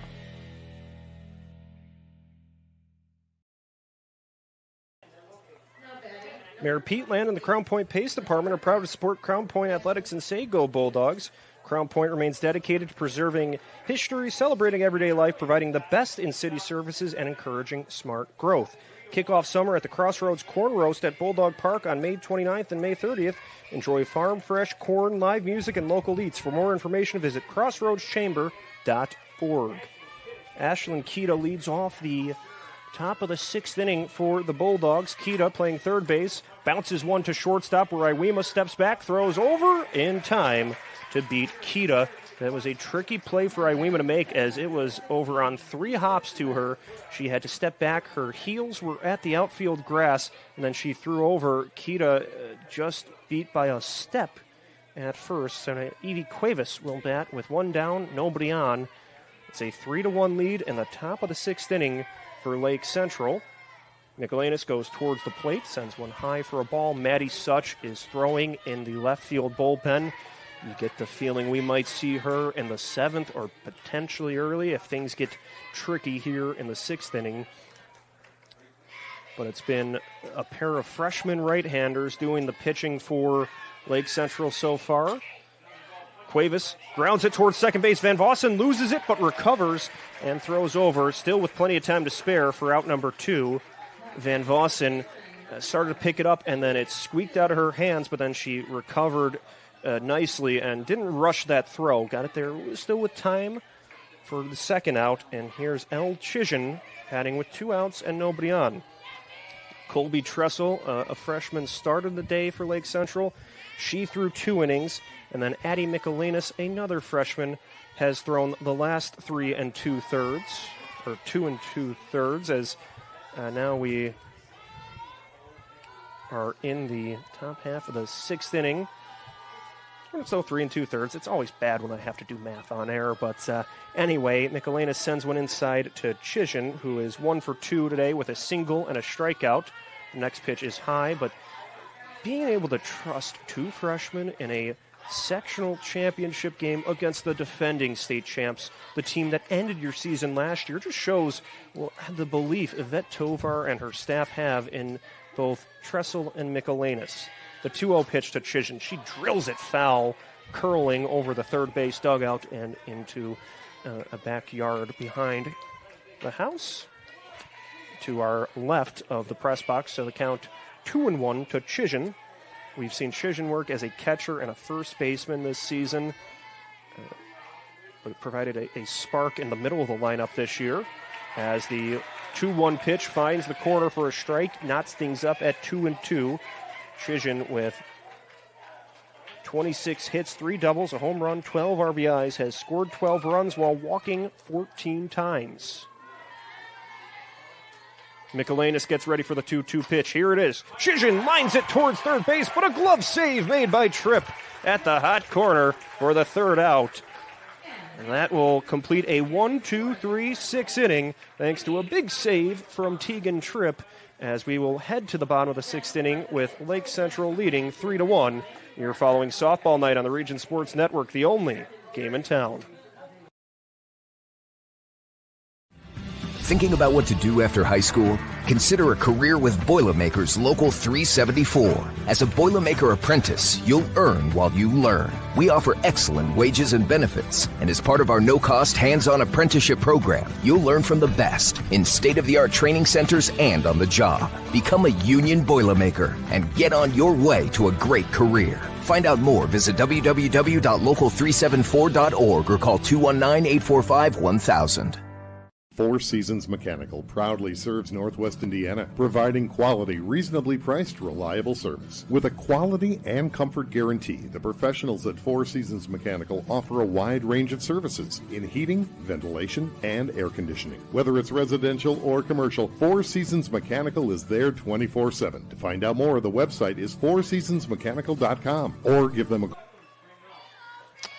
Emma Wilkins leads off the last of the 6th inning for Lake Central as they lead 3-1 against Crown Point in this sectional championship game. These could potentially be the last at-bats for the Indians as they will look to try to add to this lead, but Paige Lazert is trying to keep the deficit where it is for Crown Point. Try to get her bats cooking when we return for the 7th inning as Wilkins drives one towards left field. Going back is Neal. This will land at the base of the wall. Wilkins hustles for second. She will slide in safely with a leadoff double. Wilkins sent that one to the fence in a hurry for a double. Her 6th double of the season starts the inning with a base runner in scoring position for the Indians, as Wilkins clobbers that double towards the gap in left field, and I think we will see a pinch runner in her place. Who will it be? It will be Caitlin Streiler. Caitlin Streiler will take Wilkins' place at second base with Callie Ramirez batting. Ramirez, who walked and scored in the 4th inning. We'll see what she can do with the bat here in the 6th. Each at-bat carries so much weight here. She shows bunt, pulls away as it was inside. Ramirez just couldn't quite line that one up, but it starts the count 1-0. The Bulldogs had the corner infielders, Kita and Chisin, racing in, anticipating that bunt. Here's the 1-0. She shows bunt again, fouls it back. Or no, it was not a foul ball. It goes to the backstop. It rolled off the mask of Cuevas and changed directions to the backstop. So it's a wild pitch that moves Wilkins into third base. So she's one station away from scoring. The count 2-0 to Ramirez. Wilkins is over at third. The pitch from Lazert in for a strike. She did not attempt a bunt or a swing there. It was a leadoff double by Wilkins. Wilkins actually being a pinch run for by Streiler. So Streiler moves from second to third. The 2-1 is lifted foul, and it hits the window of the press box. That the window is open. That nearly went into our booth. It left a big mark on the window. I was trusting Zach Zanelli, my producer, would have leapt over and made the catch if that got here. Ramirez sends a towering fly ball, but it will not travel very far. The shortstop Johnston will make the catch in the left side of the infield for the first out. But Ramirez battled there, was able to straighten one out, but it did not travel very far, although it was high in the air. It ends up in the glove of Johnston at short. Here's Piper Urbanski batting with one out, a runner at third. Lazert deals, sends one high and away to open the count 1-0. Third meeting of the season between Lake Central and Crown Point. The Indians took to 2 in the regular season as it's fouled to the backstop by Urbanski, and they currently lead 3-1 here in the 6th inning, looking to add some space to that lead with 3 outs remaining for the Bulldogs. Lazert winds and fires. Urbanski elevates it foul past the backstop for a strike. Makes it a 1-2 count.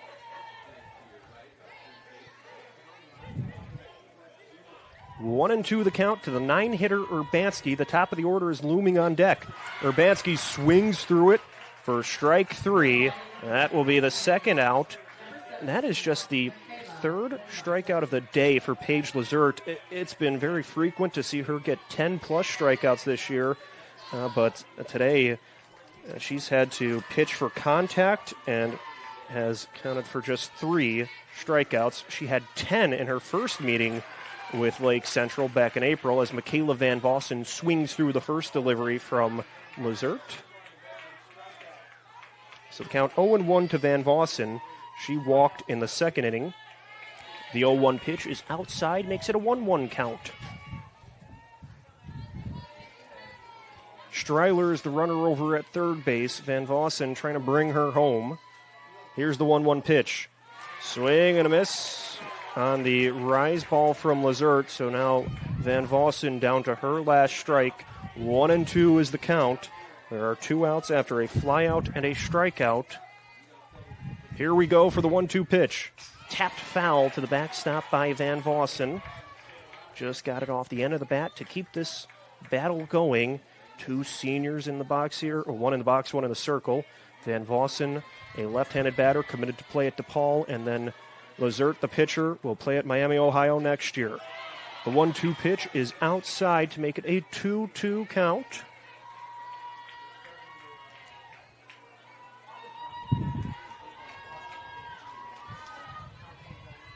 Streiler, the runner over at third base. Van Vossen swings at the next pitch, but plays it foul on the third base side, out of the yard and into a backyard to make it a 2-2 count. There are all these houses on the street to our left, and this one ends up in the yard of one of those houses.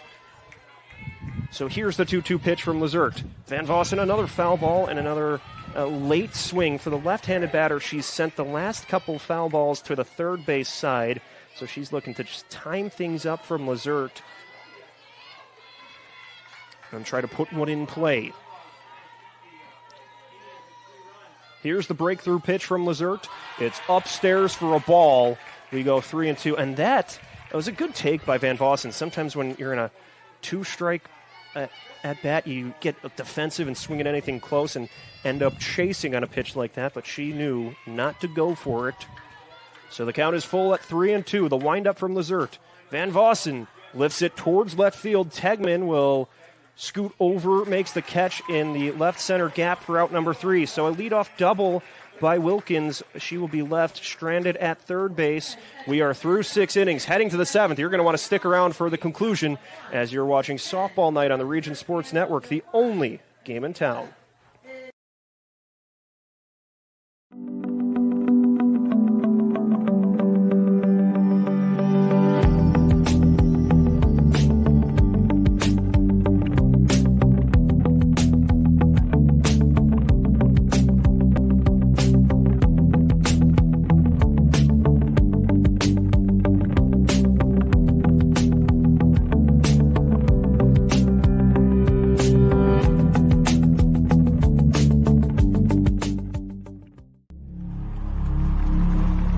Some see a wrestling match.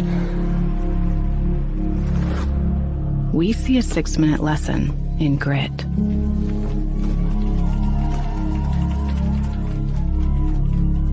Some see a coach sending a runner home. We see a mentor guiding a student athlete into the future. Proud to keep education in front of athletics since 1903. Addie Michelena stays in the circle with 3 outs needed to help Lake Central earn a sectional championship. The batters for Crown Point, Neal, Govert, and Dauphin, with the season on the line, trailing 3-1. It's the top of the 7th inning here in this sectional championship game between two Duneland Conference rivals. As Michelenas has to go back to the dugout to retrieve a piece of equipment. It's the armband with the signs. Probably going to need that one as she makes her way back to the circle. Here's Neal. She is 0 for 2 today with a line out and a fly out. The first pitch from Michelenas skips its way low for a ball. Michelenas, who's thrown 4 scoreless innings, has been excellent in relief in this one. We'll see if she can put together 3 more outs to try to close the door on the Bulldogs. Crown Point, the defending state champs, with their backs against the wall here. Neal cues it towards shortstop. Iwema throws over and gets her. Nicely done by Lexi Iwema, having to go deep in the hole at short, throwing and just getting Neal by a step for the first out. Iwema, the state leader in home runs. You cannot forget about the defense she provides at shortstop as well, showcasing the fielding abilities there to retire Neal. The first pitch to Govert is high and away for a ball. Govert walked and scored in the second inning and then grounded out in the fourth. Michelenas takes a long look at her catcher, Wainwright, goes to the plate. Another bouncer towards shortstop. Iwema's there. The throw will beat Govert. 2 down. 2 ground outs to Iwema, and she's been able to handle them. They've been 2 tricky plays. One was a deep one to her right. This was a bouncer where she had to go to her left. She's making it look easy, although there's been nothing routine about those plays at short. Iwema's been solid at the middle infield spot tonight. And here's Stella Dauphin batting with the season on the line for the Bulldogs. She lines one past Beals at first base into right field. She's aboard, keeps things going for the Bulldogs. So a 2-out single going hunting on the first pitch was Dauphin, and she made contact with it, sent it to right field. So Slovena will bat. She represents the tying run. There will be a courtesy runner over at second base. That will be Yarbrough. So Yarbrough will take over at first. Yarbrough trying to get moving here to try to advance. So here's Slovena batting. She represents the tying run. She had that long double in the 5th inning. So the Bulldogs down to their last out against Michelenas in the circle. 2 down, a runner at first base. What a swing by Dauphin to keep the season going for Crown Point. We'll see how the freshman Michelenas locks in here after allowing her first hit of the game, or her second hit of the game. The first pitch is in for a strike.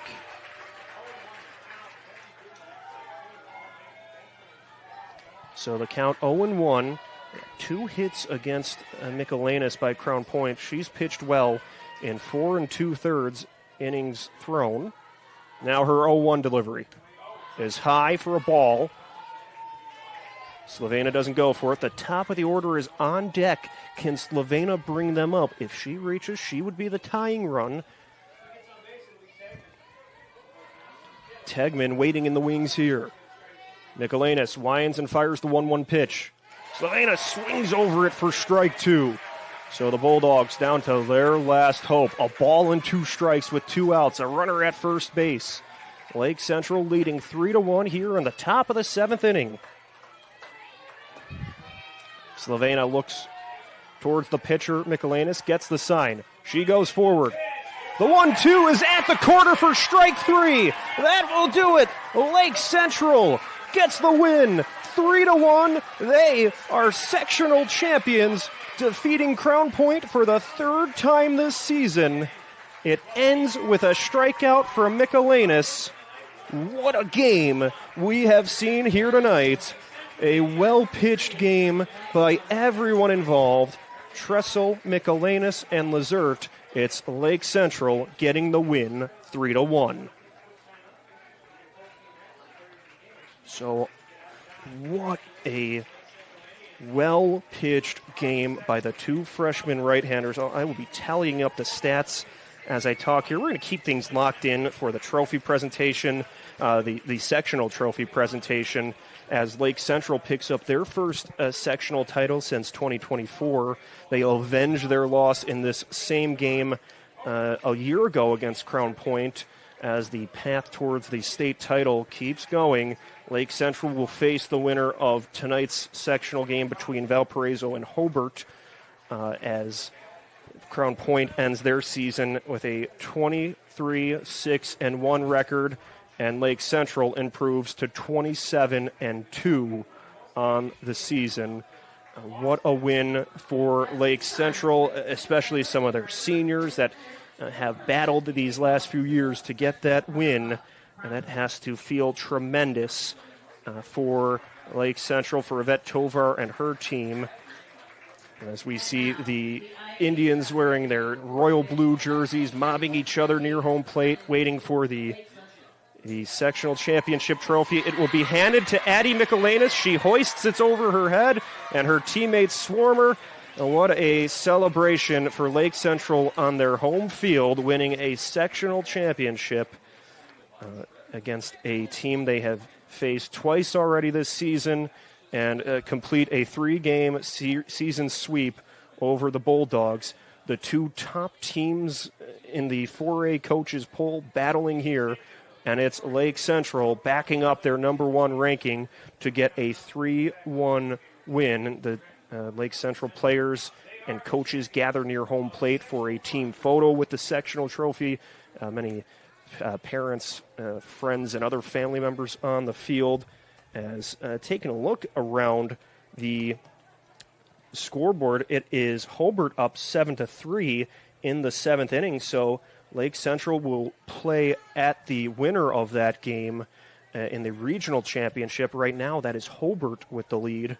So certainly something to monitor, as Lake Central has now punched their ticket to the regional round, waiting to find out how their opponent will be. But for now, they want to just enjoy tonight. You can worry about Hobart or Valparaiso tomorrow. Tonight, it's about celebrating the sectional win. So we will continue to keep things rolling on the post-game show. As counting up the stats, Colby Tressel went 2 innings to start the game.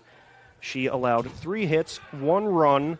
It was an earned run, a walk, and struck out 1 batter. For Addie Michelanis, she threw 5 innings, stepping in relief in the 3rd inning. She walked just 1 batter. It was the first batter she faced, and really bounced back after that. For Michelanis, allowing just 2 hits, no runs, and she had 2 strikeouts. Perhaps the most important was the strikeout to Slavena to end the game. That was a strikeout looking, completing the first win of the season for Michelanis. And what a good game she threw. She certainly earned it, as many players now taking pictures with the sectional trophy, fans and friends and family all on the field celebrating their team. And what a win it was for Lake Central. And for Crown Point, you have to feel that was a tough way to end your season. Both coaches and their keys to the game talked about how the team that makes the fewest mistakes will ultimately end up winning. It was a game where Tegan Tripp was the hero for Lake Central. She had an RBI single in the 1st inning. Lake Central, or Crown Point, would respond with an RBI double from Stella Dauphin in the 2nd inning, and then a solo home run from Tegan Tripp to start the 3rd inning gave Lake Central the lead. They wouldn't look back. Maddie Wainwright contributed an RBI double in the 4th inning to add an insurance marker. That was all the scoring we saw today. A 3-1 win for Lake Central here in front of their home crowd, as we will start to get ready to hand out some of the post-game accolades. we'll start things with the... Well, there's certainly a lot of players to name here a lot of options here for the Crowell Companies Lantern Man Superhero of the Game. Crowell Companies. So it will, as soon as I get to read up, it's time to name the Crowell Companies Lantern Man Superhero of the Game. Crowell Companies, proud to recognize the heroes on the diamond. We will go with, it's a tough one to pick between. I'm deciding on air between Tegan Tripp and Addie Michelanis. I am inclined to, you know what, it's a sectional championship. I'm going to hand out two if we're allowed to do that. Let's do that here because Addie Michelanis brought in a long relief role, 5 scoreless innings against a top lineup from Crown Point to earn the win, and then Tegan Tripp, our other superhero, with the RBI to tie things up or to put the Indians on the board in the first inning, and then the go-ahead home run in the third inning. Tripp certainly contributed offensively. And then it was Michelanis getting it done at the circle, and some very good defense behind her, too, by so many players as well. Lexi Iwema with 2 standout plays in the 6th inning. But so Tripp and Michelanis will share the superhero of the game because we're making up the rules as we go along here. It's time to name the blue-collar player of the game, brought to you by Boilermakers Local 374. Boilermakers Local 374. Earn while you learn with Boilermakers Local 374. And for the blue-collar player of the game, we will go with the starting pitcher from Crown Point, Paige Lazert. Was a very well-pitched game by Lazert, going 6 innings with, as I get ready to count it up, I believe she had just 5 hits against 3 runs. She only walked, let's count up, she walked 3 batters in this game and had 3 strikeouts. She hit 1 batter, but for Lazert, that's unfortunately the end of a tremendous career. Over 200 strikeouts on the season, over 500 in her career. A very accomplished pitcher from Crown Point, but taking the loss in her last high school game. But she picks up the player of the game, or the blue-collar player of the game award for us in our post-game show. As now let's turn to the proud to be Union play of the game presented by Ironworkers Local 395. Ironworkers Local 395. For more information on the apprenticeship program, check out ironworkers395.com. For this second night in a row, it's a offensive play by Tegan Tripp to earn this award. We will flash back to the 3rd inning. It was Tripp's solo home run that earns our play of the game.